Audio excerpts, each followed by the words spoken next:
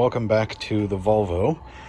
This came back with a couple concerns, one of which, or the most significant of which, is a misfire code for cylinder 2. So what I'm going to start with, because it's about at 85,000 miles, is doing a couple big things like that, where I'm going to replace the plugs. So these are all 30s or T40s, something like that, along the top. I'm going to take off the intake tube, shove a rag down there so that we don't get stuff falling in. Take it off just behind the MAF here to get us as much room as possible in this area.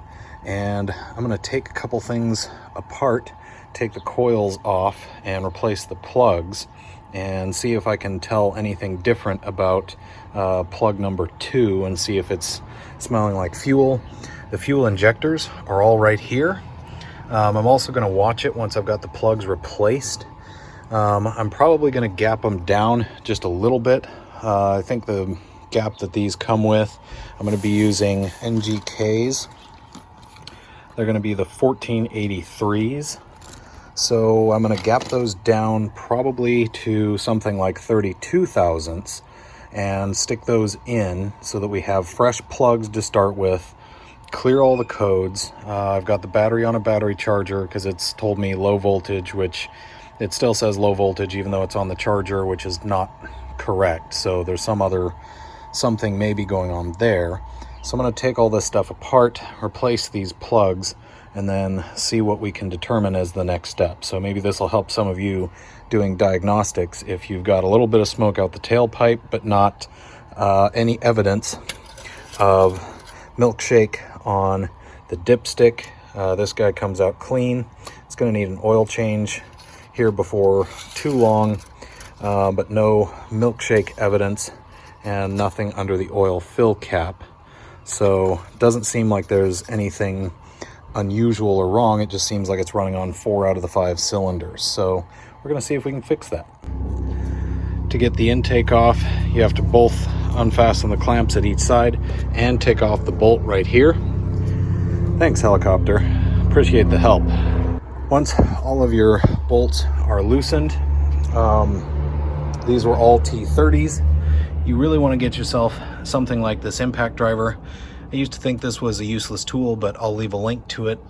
This is exactly the kind of tool you want for this job to make quick work of stuff. It'll be a lot faster than a ratchet. They're not terribly expensive, and I've used it more than I ever imagined I would. So once the bolts are off, you can slowly and carefully lift this off and reveal what's underneath. So the good news is no crazy creatures or mythical Norse beasts, so that's good. And what we want to focus on is taking out especially number 2 here is the one we're most interested in, because that's where our issue seems to be. Then we're going to try and figure out what's going on as far as why everything smells so much like fuel. So it just suddenly developed a misfire. We're going to start with plugs because the plugs probably haven't been changed in 85,000 miles, and that's generally just a good place to start. So looks like 2 8mm bolts are actually just the one on each of these. You want to be careful with these connectors because they can be a little bit brittle, but you want to make sure to desert these carefully. Honestly, I may actually even leave them connected to the connectors because I think I'll have enough room to get them out. So there's not tons and tons of debris on the top. A little bit of dirt and grime, but nothing too terrible.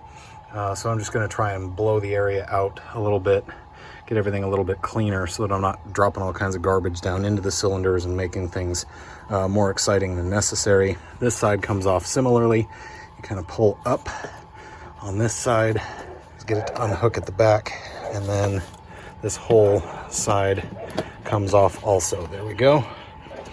And get it unhooked at the front. There's these little hooks grabbing onto the timing cover. So these will come off out and around the oil spout, but I'm going to need a couple hands to kind of wiggle that out. And then I'll take out coils and see what's in there. Now I've pulled the plugs out, and what am I seeing? So plug from cylinder 2 is very, very different. It was firing, but it is soaked.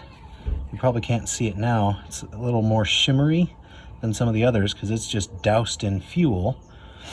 The total dealer repair estimate on this whole car was just a little over $5,000, which for an 85,000 mile car, you can almost buy the car all over again for that much money. So what I'm going to do is I'm going to put in the new plugs. I'm going to gap them down a little bit. Those plugs actually don't look bad, but cylinder 2 is the one that was misbehaving. So that leads me to think maybe cylinder 2 fuel injector, for whatever reason, is just stuck open and flooding the plugs and cylinder with fuel. That's the only reason that's the clean one out of the 5. So that's very interesting. Here we are with all of the coils reassembled, and that's how you do a plug change on a Volvo T5. This should be the same for all the generations that are using the 2.5 liter T5. All the coils are up on top. It's real straightforward to get to all of this material. And one of the other things you want to check while you're in here as good practice is the timing belt. Now this has about 85,000 miles. If you look real close, that timing belt, you can tell, needs to be changed. It's not completely dead yet. It's not going to leave you stranded this week, but it is time to change it. Also, you can see the drive belts. Those need to be changed out. So there needs to be just a little bit of kind of heavy routine maintenance going on with this guy. And that's one of the next jobs that we're going to be tackling on this, is taking care of those heavy maintenance items. So now that we've figured out what the most likely cause is, i.e. a stuck fuel injector, number 2 cylinder, for this issue with the Misfire, what we're going to do is actually take off the intake air box. So there's no actual screws involved. There's one support pin over here. It's kind of easier to see and easier to disconnect some of these pieces. But for the most part, once you've got everything disconnected, the air box actually just pops right off into your hands. It's just held in mostly with these push clips. So I'm going to pull some of this stuff out of the way. You will have to disconnect the ECU to do this. That's pretty quick to do. There's a couple T30s, I think maybe these are T40s, I forget. You can disconnect those and swing this whole thing up over to the side.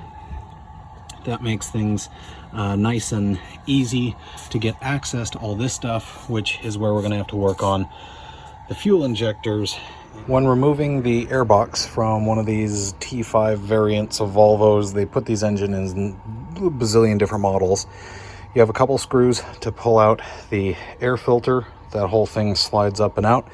You've got one more pin on the or one more hook on the inside and 2 on the outside that you have to depress, and then the snorkel usually snaps in on the other side. So as much as people complain about how hard they are to work on, meaning how hard they are to change belts, these are actually fairly easy cars to work on, and you have a lot of good access. And then once that's disconnected, the whole thing will pop off, and I can get access to, or a little better access to, the intake manifold where the injectors are underneath, and see what I can do about replacing the injectors, since one of them seems to be stuck open, and it's kind of foolish to replace one only and not do all of them at the same time. And just like that, it's time to end this video. We will, as you see, get this back up and running, but I wanted to give you guys a quick demo of exactly what that's going to look like. Hopefully you'll stick around with us along this journey, and you'll get a chance to see just exactly what we do while we're in there. Do a couple other big maintenance items. I haven't found very many different videos out there on this particular topic, especially on P3 Volvos for some reason. People seem to complain that they're hard to work on, but seems pretty straightforward to me. And this was actually very easy to get back up and running. So stick around, make sure to like, comment, and subscribe, especially so that you can comment below and tell me what a terrible mechanic I am. Thanks, and we'll catch you in the next one.